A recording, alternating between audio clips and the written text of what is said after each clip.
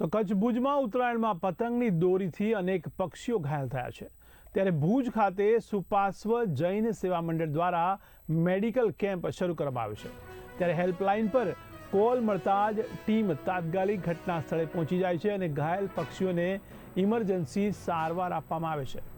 આ ઉપરાંત ઓપરેશન માટે પણ ડોક્ટરોની ટીમ દિવસ પર ખડે પગે સેવા આપી રહી છે। ત્યારે આ સંસ્થા છેલ્લા 14 વર્ષથી પક્ષી બચાવ અભિયાન કાર્યરત ચલાવી રહી છે। ત્યારે અત્યાર સુધીમાં લગભગ 25,000થી પણ વધુ પક્ષીઓને સારવાર મળી છે।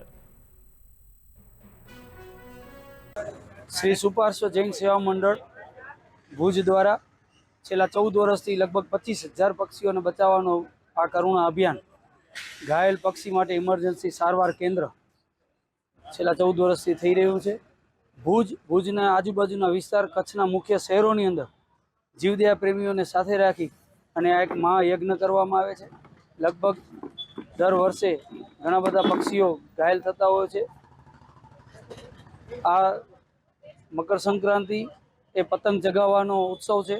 લોકો દિલથી પતંગ ચગાવતા હોય છે। એ સમયની અંદર પોતાના માંજાની અંદર કોઈ પણ પક્ષી કોઈ નળી કપાઈ ગયેલી હોય, પાંખ કપાયેલી હોય કે પગ કપાયેલા હોય એવા પક્ષીઓને બચાવવાનો આ કાર્ય છે।